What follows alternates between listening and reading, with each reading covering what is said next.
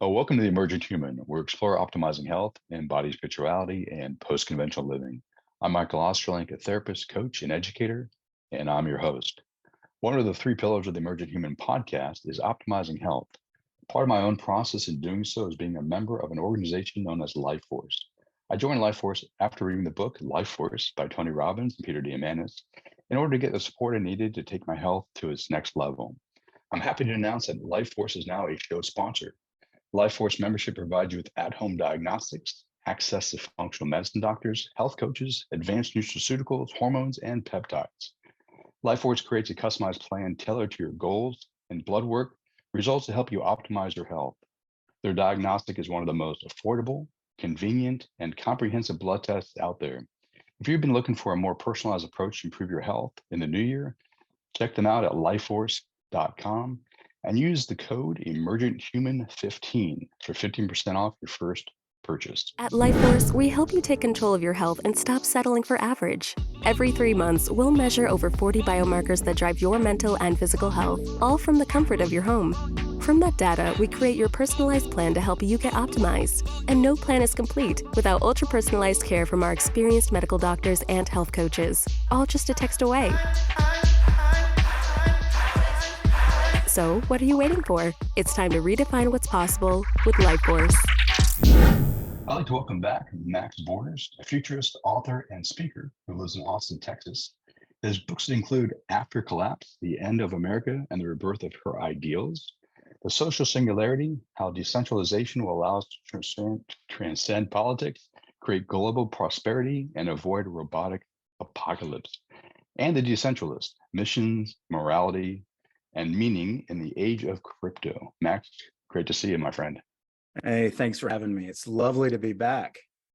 It's been way too long. A lot's happened in this area, in this time that we haven't spoken. So I'm really excited to kind of get a sense of like what you've been up to, what you're thinking about, what you see as possibilities in the future.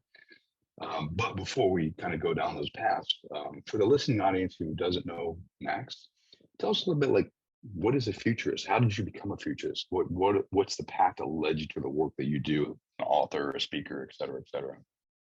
Well, and I sometimes jokingly say it's tough to hang the word futurist on oneself, because as you well know, if there are just 50 futurists out there, it's really hard to stake out your territory.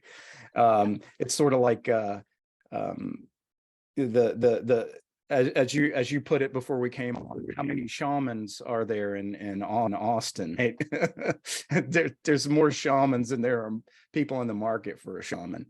Nevertheless, joking aside, I do take the futurist moniker rather seriously in the following respects.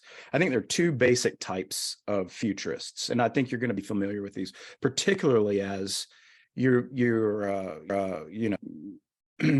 got Peter Diamandis, for example, operating in the similar space. There's clearly overlap. These guys are, starting the show. This is the kind, Diamandis comes out of the Ray Kurzweil sort of singularitarian tradition, the X Prize. So if you take those two guys, let's take Diamandis and Kurzweil as two popular examples, and I really appreciate the kind of things that these guys have done in their lives. But there are two different types of futurists. There's significant overlap, but I would say Kurzweil is one who is, I would say, primarily investigates the future way of forecast. He uses different sort of models, mental models, and calculations. For example, there's the famous argument about when the machines will wake up, that around the year 2000, slightly before, he was starting to postulate, based on Moore's law, the idea that there's going to be this doubling of computing power every 18 months. And since you calculate into the future with those kind of trends as you see them, that's the kind of futurist who looks at trends and does these kind of predictive evaluations based on those. And you have to take a leaf from to some degree, and try to identify trends, patterns. There's all kinds of ways of doing that. And to some degree, these folks are cottage industry and better than others. Kurzweil is quite good, and he's been, I get from a standpoint of being off the mark in terms of the technology's progress. It ain't bad. I mean, we have to acknowledge the advance of AI, we acknowledge the advance of computing power. Even if he's off by 20 years, my gosh, the kind of things that he's predicted have been pretty awesome, right? So that's one area. The other area are those who employ creativity, innovation, and entrepreneurship in the service of creating the future. Okay. There's an old Alan Kay who was one of the early Xerox developers who developed the windowing GUI, I think, the GUI, General User Interface for computers. And I'm not a computer, so I'm not talking about I'm not talking out of my behind. I've just read about him, But Alan Kay is this famous guy, comes out of Silicon Valley early on, Xerox PARC. He creates this, and he has this saying: the best way to predict the future is to invent it, right? So the application of creativity, entrepreneurship, innovation with respect to making some sort of cultural, social, technological is another way to be a futurist. I think the sweet spot is in the Venn diagram circles that overlapped right there in the middle. And I try that to some degree. I'm much more a theorist than I am, say, one dedicated to, I guess, hyper empiricism, evaluating data. And so I can do a little bit of that, but there are finer minds in that department. I respect it. I admire it. I get it where I can, but I do have to rely to some degree on the empiricist minds and in-source that in thinking and have a lot of faith in the kind of work that they're doing. But suffice it to say, when you blend that level of theory and praxis, you can also find another sweet spot in terms of prediction and forecast, as well as imagining possibles. And it's really in that second area that I thrive, although it needs to be informed by that former state or that former Venn diagram circle. So, to put a period at the end of this very long paragraph, I would say a futurist has to be of those things, but I am really dedicated to trying to do impossible things. And this is kind of where I disagree with Peter Dennis a little bit. His one of his popular things has been 10x thinking. Which is to say, try to imagine the world much in the manner of the way Elon sees it, which is giant earth-moving projects. I tend to be more like, okay, let's develop a set of tweaks, catalysts, protocols at the local level and see if those can build up. And the way they scale might be far more organic than, say, planned in a rationalistic scheme. But both things are possible. The Elon Musks of the world can have a vision for how, say, Tesla or SpaceX is going to unfold as companies, and I'm more kind of like a moralist in the way I think. And so I try to apply creativity, entrepreneurship, and innovation in some of the most difficult areas, such as how we constitute our human systems, whether that's inside an organization or the wider extended order.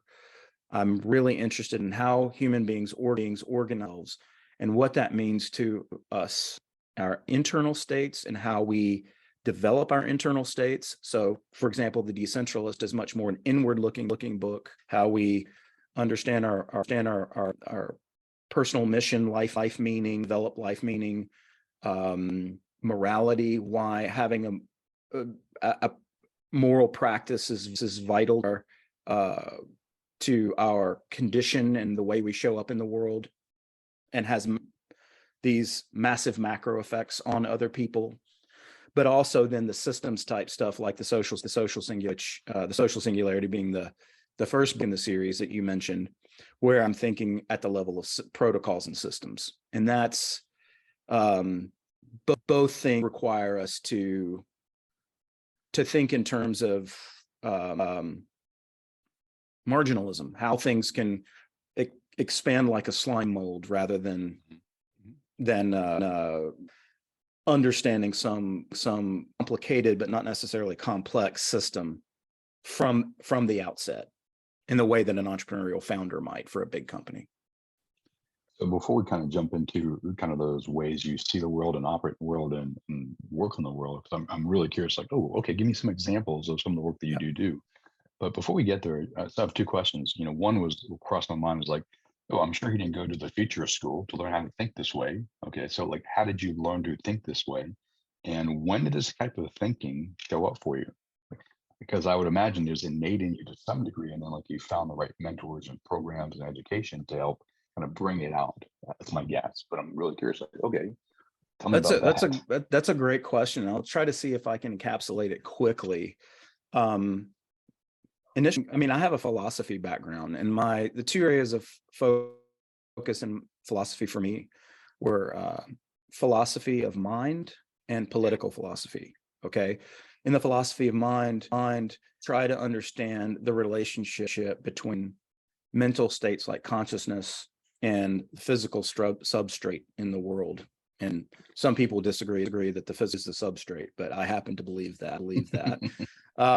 There are people who invert that. Oh, everything is consciousness all the way down, and we're in simulation and this kind of stuff, and panpsychism and all these what I think are interesting, and it's important to try to entertain those views and try them on.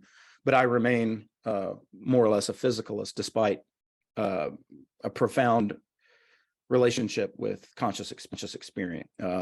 We can go into turtles all the way down. There's not turtles all the way down, nor and I don't think it's consciousness all the way down either. That being said, the emergent consciousness from physical world is a deeply interesting and beautiful phenomenon for me, and it inspires awe and wonder, and that is something that can in more than intellectual ways, as you probably are aware of. So I am deeply interested in that piece of things, but specifically from an ethical standpoint, you asked the question, there's no Futurist school, how did you get into it? So I had this philosophy background trying to understand the relationship between mind and body, or the mental and the physical properties of the world. And then work sort of out of grad school and a couple of years teaching at a small university. I went to Accenture Technology Labs. Accenture is just one of these big old, consulting firms. It's one of the big four, I think. They had at the time, and this is around the time of the first tech bubble, between 1999 and 2001. I worked for Accenture, and so I was writing about startup companies, because the big firms wanted to see what was happening at the cutting edge with the little companies that may or may not survive. Of course, many of them didn't. Some of them were absolutely eliminated in this sort of like this event that we call the tech bubble, and its implosion.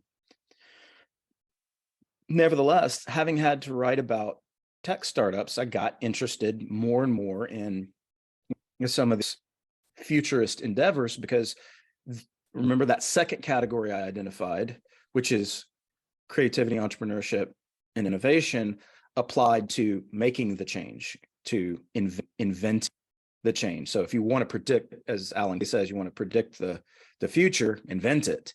And I was talking to inventors, so I got excited about that idea, and it never went away. And there was this philosophical piece that I always carried with me, and the idea of the development of human systems is in everything from companies to how people operate with one another, the incentives, the rule sets in which they operate, their own inward configurations and inward patterns of behavior. All of these things to human flourishing or not. And so I guess that's the best way to summarize it. So I just kept reading stuff. I got interested in, the likes of the big boys, Kurzweil versus Bill Joy back in around 2000. Yeah. And Peter Diamandis came on the scene with the X Prize, which I thought was fascinating. And I followed these guys, and they became my heroes. And so in learning about to internalize some of their methods and practices, you know. I have to imagine Buckminster Fuller was on your short Oh yeah. list, although he wasn't probably alive when we were doing all this stuff. I think he died in the 80s maybe, but yeah. Cool. So I really appreciate that. It's good to kind of know where this came out of and how it's shown up in your life. So, with what you do, can you walk us through like some of the challenges you see that we're facing and contextualize them as opportunities? Because that's kind of what I'm hearing you say is like, well, we can use a kind of our innovative entrepreneurial spirit to take on these challenges to make the world a better place. Yeah, I think this point, it strikes me as kind of baffling to people. There's I think a kind of a all pervasive manager's mindset out there that understands the world and the people in it in terms of great big central authorities who are responsible for making change. And I resist that notion, because to the degree that you centralize things, you centralize authority or largesse or any of the other things in of, say, the Manhattan Project, right? At the time, at the circumstances of that time, in the place in the world, it was probably important for the Manhattan Project to happen. It was a concentration of resources and brain power on a specific problem that they found themselves in, which is we got to win this war. The most illiberal regimes on the planet are going to take over. Get it? I get it. It happened. There's nothing we can do about that. But that became this sort of dirigisme, this kind of idea, authority, central power, central largesse, and brain power in bureaucratic settings became sort of the norm. Well, if we can win the war with this form of organization, then we can do anything. Which is actually interesting, because we fought against the illiberal regimes which were exemplified by centralization, and we became everything we hated. Exactly. You said it much better than I could. And we left room for the rest. I mean, entrepreneurship didn't stop, but there's definitely a slow accretion of central authority, unholy alliances between businesses and government, Ike Warrens of the military industrial complex and all that good stuff. And it's not to say that innovation doesn't come out of that kind of configuration. It does. I mean, there's some amazing stuff going on in the military industrial complex. Sadly, a lot of it involves killing rather than keeping people, than save lives. But certainly there's interesting technologies that come out of that. And a lot of things have been commercialized based on that, like GPS and stuff. However, I appreciate Matt Ridley, who is a wonderful author out of the UK, who's written a number of books. His idea of ideas having sex, right? And then where do the conditions in which those ideas mate, right, is among a million tinkerers. Millions of tinkerers learning from each other, trying things at small scales that can be built up to amount to a world of human flourishing. This is really how we use the market as a discovery process. So I'm interested in that discovery process, but more importantly, I'm interested in applying that discovery process to areas that have heretofore been taken away from that. So, for example, education. We're starting to break out of education as a kind of monolithic monopoly in the United States. And suddenly, they're not. There's more a movement into different forms of education where people are trying more experiments. Pods, educational cooperatives, and pods, homeschooling, private schooling, hybrid schooling. I mean, you name it. There's so many experiments going on right now, and it could be a Cambrian explosion if we play our cards right. We said for governance, we imagine that governance has to be a monopoly, and that monopolistic feature is belied by the fact that you have different, for example, even though they're limited in what they can do, the United States as such, the disunity aspect of the states, meaning that they can have their own jurisdictions and iterate on their legal systems from one state to the next, gives you different dynamics, like, hundreds of thousands of people moving from California, or hundreds of thousands of people moving from New York to North Carolina, and everybody moving to Florida these days. These kinds of dynamics allow for local location and governance. And so it is turning the entrepreneurial and creative lens onto things that we think that in order to absolutely ensure their existence, we must take them out of the entrepreneurial landscape. And I absolutely resist that notion. But that makes me sound crazy to a lot of people. Not to me, you know that. Because I imagine as a decentralist, like, great, let's limit federal power of states, 50 experiments. But I could imagine that that's not even small enough scale. Like, you'd be like, oh, how can we go to the counties, to the towns, to the cities? But let me ask you this, an argument that I've heard Noam Chomsky make is that if you have too much power at the very local level, it's more easily captured. Now, I know you could probably say, like, people can move. Cool. They can move out and go to another town or another city, but that's not easy for a lot of people. How do you keep power from being captured at a very small scale? I'm not sure. I mean, okay, there's a lot of ways, and what an amazing question, by the way. So the first thing I think is that Chomsky is probably wrong in this regard. Okay. Cool. Now you can have, let's go back to the layer of protocols. You can have certain kinds of provisions from the superordinate layers of let's call the governance stack, right? So in the United States, we have a governance stack. Switzerland has a governance stack. What's interesting about Switzerland is that their canton system, the cantons are as powerful as the federal government in Switzerland, or at least that has been historically the case.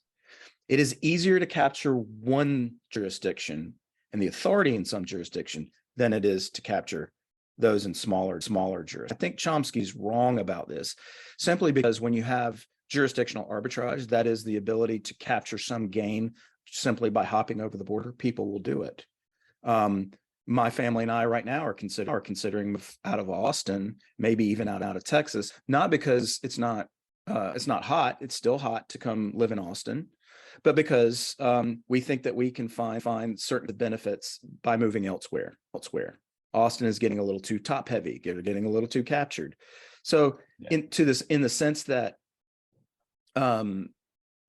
Austin is getting that, we see dynamics of people saying, okay, I'm out.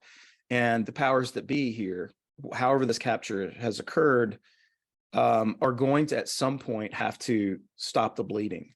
Now, to be fair to Chomsky, he may have a totally different understanding of the dynamic than I do. But if you look at San Francisco, for example, San Francisco is and LA, both are cities that are in they're the corrupting forces of these jurisdictions are mounting, and they're kind of in a death spiral. Yeah. I would hope that this death spiral would occur to either of them, but that might be, it may reach the point that they have to change course in order to their population and have people return to those jurisdictions.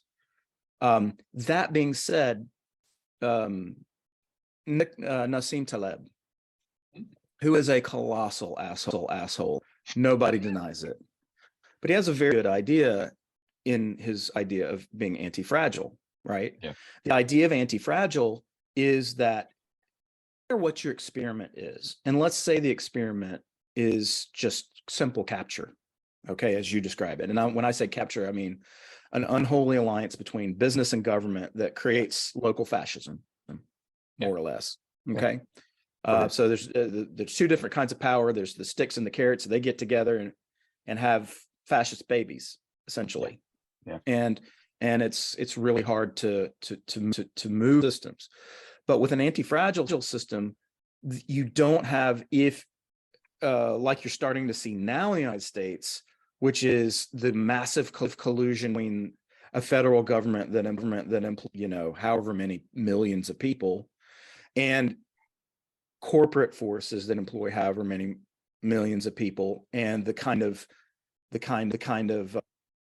coital bed that is created when they get together, and the offspring that slinks from this massive thing is what we might call catastrophic failure.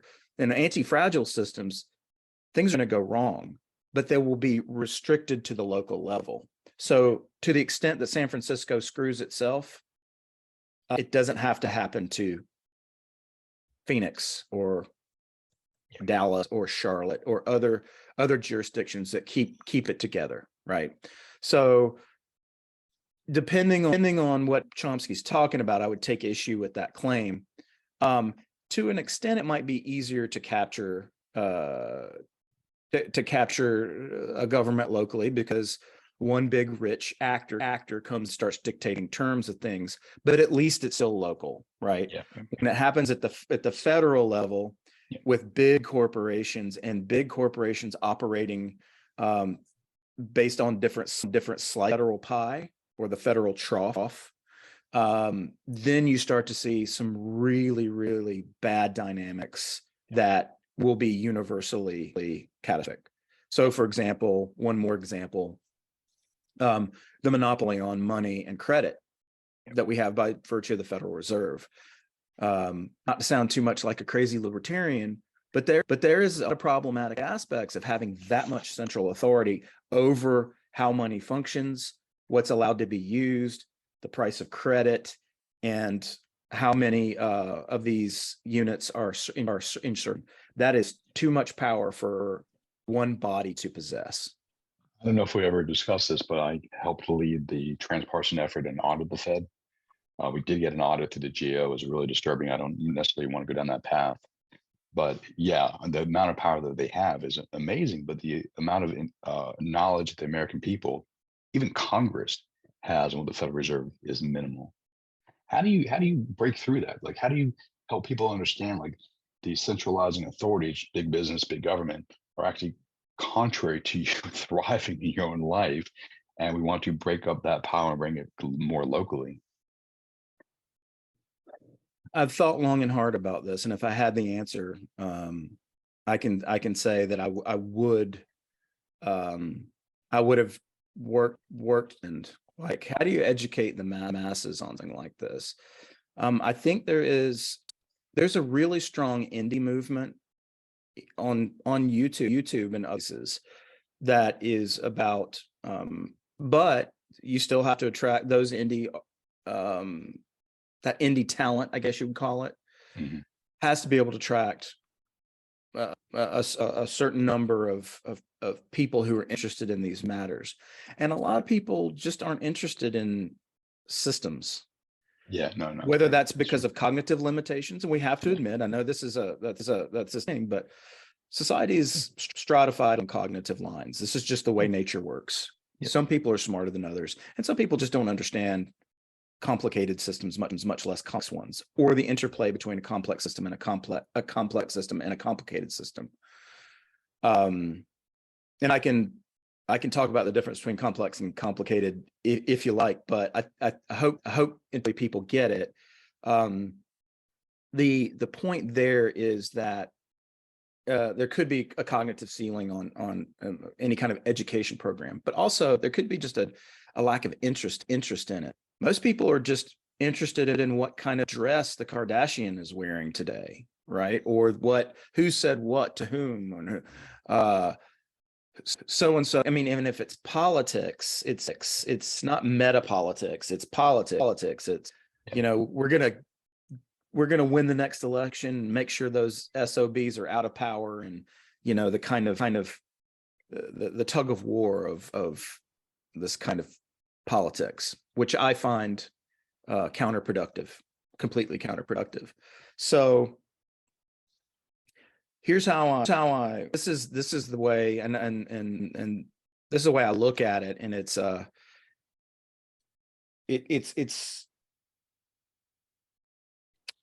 imagine make change without ever having to educate anyone on anything except the fact that they're benefiting from a change.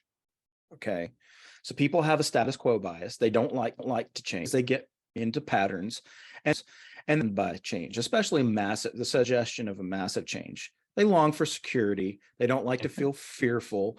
So you gotta say, oh well, if you make this change, you might find an interesting set of ramifications from this. Okay, so I'll give you two examples, and then you'll see how education follows, I think. Okay, the first one being, and this is not a perfect example, but it's efficient. It depends on which layer of this you're talking about, and that's Uber.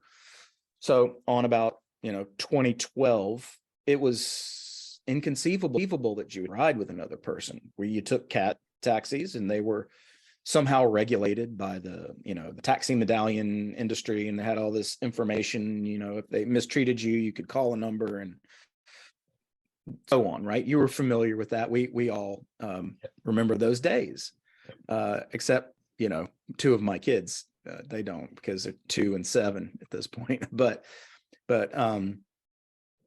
others, folks our age remember when you never didn't hitch a ride with a person, especially in the 70s and 80s, because things got scary. And then company, through creativity, entrepreneurship, and innovation, decides to come up with a matchmaking service where idle capital could be used by drivers and could be aligned riders. And they created a technology that would facilitate that transaction and awaken that idle capital, i.e., when I'm not using my car, someone can pay me to actually use it, and they can get with it. This was despite the existence of a cartel, right, which was the taxi medallion monopolies, which are based in different municipalities. They were able to find the area, fight like hell, and now we can't imagine life without Uber. Yeah. That change was subtle, and it benefited us to the degree that it was cheaper than taking a cab, and the people were nicer because there wasn't a built-in reputation system, right? You rate them, you tip them, and all that good stuff. They have a strong incentive to be nice to you. A cab driver might be, get out of my cab, right?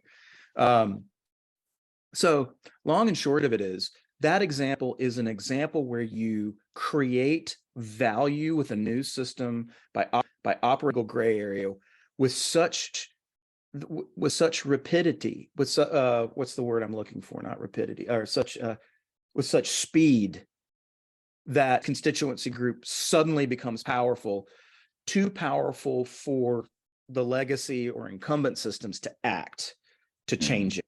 Because now you're talking about taking away everybody's Uber. Yeah. And we like it, don't do that, we're going to mess you up. And so now it has been done in certain jurisdictions, but for the most part, like it was everywhere, all over the world. I would imagine Airbnb would be another example you could use. Exactly. Okay. Yeah. And so is Bitcoin. Now, Bitcoin has, the promise of Bitcoin is up for debate, right? But if you see Bitcoin as part of a larger evolutionary fitness landscape of competition for legacy currencies that rely on fiat and force versus being able to opt into a system, just that general thing right there. If I can opt into it and it confers tremendous value to me, by my own lights, not your lights, they might, if you don't find it valuable, you won't buy it. Right. But a lot of people do find it valuable, will get this sort of education effort that accompanies that. And that's not to say that the Bitcoiners have been wildly successful at toppling dollar. They haven't. But is a proof of concept that says if your system is so great, people will continue to opt into it into the future. Right. And so short of requiring that you pay your taxes and have all these accounting things in your specific monopoly currency, fiat currency, Bitcoin and cryptocurrency space, despite all of the shenanigans of these corrupt companies like FTX, the technological substrate, the tokens themselves are profound, and to the degree they're not, they're going to go away as a Cambrian explosion of new technologies emerge from this space. So when you take an the long-term evolutionary view of this stuff, you start to see that decentralization can proceed as massive constituency groups form around the tremendous value of a new set of protocols. Yeah. And that starts small and scale. Got it. I love that. So we talked about education, and it's interesting to think about, like, I think the Department of Education was created, the federal American Department of Education, under Carter, 78, 79, somewhere around there. Wow, I think I didn't realize it's that recent. Yeah, it's not too old. And then the most recent centralizing iteration of it was Bush and No Child Left Behind. Mm-hmm. And then you start seeing more and more people homeschooling, and various variations, like you said, homeschooling, democratic free schools, private schools, all kinds of really interesting experiments. But it seems like it's been amplified through COVID. Yeah. Can you talk And a little bit social about, like, and the penetration of radical social justice ideologies into the class? People are just not having that. Yeah. Actually, it's funny because I was going to say it's both like, education is actually not educating our kids, and then there's politics being brought in, and we don't want that. Let's break out of that. But can you speak a little bit about how crisis, to a certain degree, can help break open centralized system and create the opportunities for more decentralized experimentation to take place, like a COVID? Not that we want more COVIDs to happen, but no, but the way to see this is, I mean, I think this is great. I mean, there's silver linings in this stuff. yeah. I'm worried. For example, I wrote the book after, based on the assumption that in 10 to 20 years there'll be a massive financial collapse. Bitcoin was created. The Bitcoin white paper came in late 2008, early 2000. I think the first Bitcoin was minted in 2009 or 10. And this was a response to the financial crisis, right? So as you say, and it's usually the politicians that say never let a crisis go to waste. Yeah. But I think that's also true for innovators too, because what you get, for lack of a better way, evolutionary bottleneck, right, of some sort, where it's like, we've got to figure out how to survive based on these rather dire circumstances, and the innovations that survive and are going to come out stronger. Yeah. And so crises as evolutionary bottlenecks and crises as opportunities. I think both of those forces at play, that what one perspective of the entrepreneur, the innovator, and one is just from the macro perspective of an evolutionary fitness landscape. When you couple those two concepts, thinking of these innovators as being part of the evolutionary fitness landscape and trying to survive despite the circumstances, whatever they may be, you can get really powerful things come out of it, even unstoppable things. I would say that there are so many different features of the cryptocurrency landscape these days that are very difficult to stop now that the bottle. The powers that be are gonna try to regulate it, and they have an incentive to regulate it because they want to keep everybody in the dollar matrix, so that so that we can hold and we can be taxed without representation. I mean, that's exactly what printing money is. It's like, okay, we want to give away free money while we shut down the economy. How do we do that? Oh, we have to print it. So, and then everybody's surprised when we have inflation. It's like, come on, guys, you knew this was coming. I mean, this is basic economics, but most people don't, as you say earlier, as you said earlier, most people don't understand these dynamics. So the long and short, to button this conversation up from that very early question, it's rather the same in my view, which is we have to start thinking of these crises as opportunities to create unstoppable forces and protocols of change that bring people into the orbit, and they demand powerful constituency groups to continue to work. And that can be, their power can be represented as political pushback. Yeah. Or more importantly, it can be just the evolutionary fitness evolved to the degree at different levels of the stacks. Like there's nothing that the powers that be can really do. People can jurisdiction hop. They can use technological means and cryptographic means to establish relationships with other people. There's all kinds of ways to evade the eye of Sauron, the power of Mordor. And they're That's doing awesome. So we're running short on time, and we talked education, we talked monetary policy, crypto, talked a little about transportation. There are quite a few other industries, and I'd love for you to come back and talk about some of the disruptions you're seeing in these other industries, because I know you've written like on healthcare as one example. So first of all, let me invite you to come back. Thank you. Talk about these things. Okay, cool. Be happy. I mentioned at the very beginning that you've written a couple books. I'll make sure to include them in the show notes. But you also write prolifically, and I like. Where can people find your writing, and what kind of things do you write about that people would be interested after hearing this conversation? Well, and I think, especially for this podcast, one of the things that I've become more interested in is what I would call an intern. So like if you take from the use 2016 to 2019, the beginning of the pandemic, I began to have an inward turn. I started to really reflect on the ass of humanity. Like what does it mean to be a centered human being? What does it mean to be a moral, good human being? And how does that? There's an old I like the I don't know if you're into yoga at all. I happen to be, my fiance is a yogi. She's a teacher of teachers, and she's really good. Oh, cool. Oh, very cool. But she's also very bright, and told me about the Yoga Sutras of Patanjali. Yeah. And the Yoga Sutras have these 8 limbs, right? Yeah. And I think the yamas are 5 in number, which are just one of the limbs, I think. But anyway, I get confused by that. But interestingly, there's the point of it is the idea of moral practice, especially in ahimsa, which is non-harm. Asteya was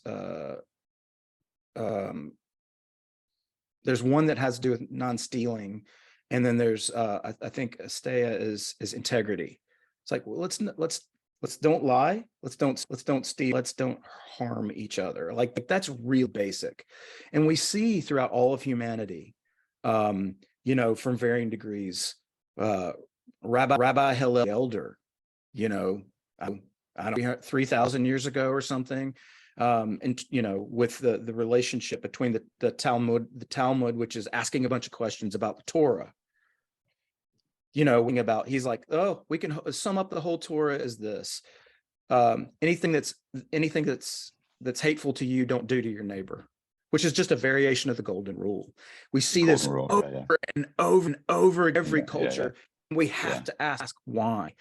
And I believe that the evolutionary forces of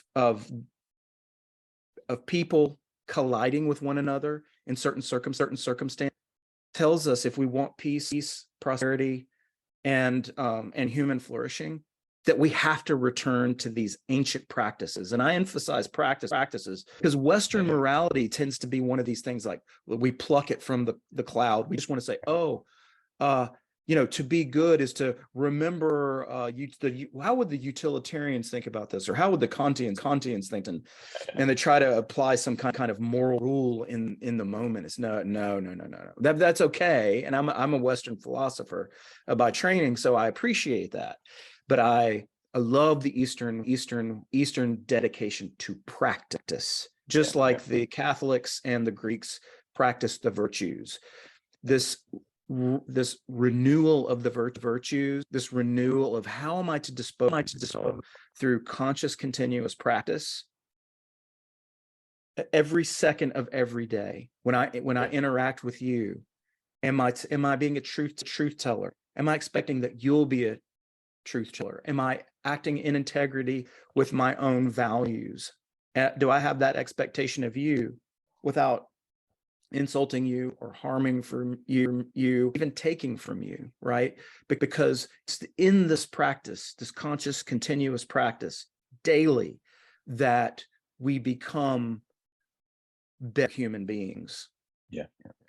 And there's a beautiful story of one of the interpreters of the Yoga Sutras, Patanjali, whose name escapes me, but one of these Indies that came and settled in Tennessee or something, I think. Anyway, he's got this great story about the monks in the meditation forest, and we can close on this because I know you're running out of time. The monks in the meditation forest practiced ahimsa prayerfully so much and so devoutly that the tiger and the cow drank from the same pond. Mm-hmm. Right. And what this means, I mean, whether it actually happened, no one can say, right? But the myth is supposed to capture the moral, which is we radiate peace, practice morality. And in radiating peace, it's infectious. That is more powerful than politics any day of the week. In fact, politics and my core belief and admonition to my fellow man is this: do not, it's tempting and it's all around us to let politics become our morality, but it is not the same. Morality is an agentic daily practice, an exercise that we must always join in solidarity practice, so that we radiate as the monks in the meditation forest. If we forget that, then what we're going to get is everybody outsourcing their morale politics. Yeah, I love that. And I wish we had another hour because I'd love to unpack that and have a broad conversation. So I don't know if it's the next conversation or the one after that, but I would love to have you back to really unpack that in a full length conversation, because that's really important to me at many different levels, both the politic work that I did, policy work for 20 years, but also just, the work I do as a therapist, coach, and educator is very similar conceptually, is what I'm hearing you say. So I'd love to learn Awesome. more about that. But before we go, though, I do want to, like, other places you write for. Just give me a couple places that we can include in the show notes too. Sure. Yeah. One is AIER, American Institute for Economic Research. I write about some things there. I have a new book coming out, I hope your listeners will look out for, called Underthrow, How Jefferson's Dangerous Idea Can Topple an Empire. Nice. Okay, cool. That'll be out soon. And then I hope you'll find me on Bezos's little website to buy my books that are already there. If you're interested, if they're interested, they can certainly find me there. And for the show notes, social-evolution.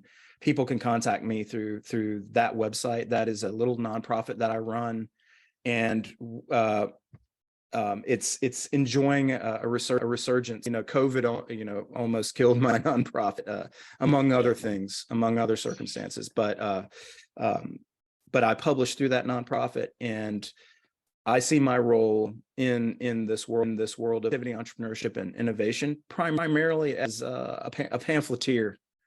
To try to bring inspiration to others who have the chops to do it. And I have to be an entrepreneurial in the process about that. So there's a little bit of recursion there. I invite folks to reach out to me who are listening, and I'd be delighted to hear from them. Awesome. And I must say, I've been inspired by your work for a long, long time. So it's great to reconnect. I'm very excited about your new book. We'll definitely have you back on to talk about that one. That sounds really, really cool. Oh, I'd be delighted. Yeah, cool. Great to see you again. Look forward to a soon to be future conversation. Likewise. Thank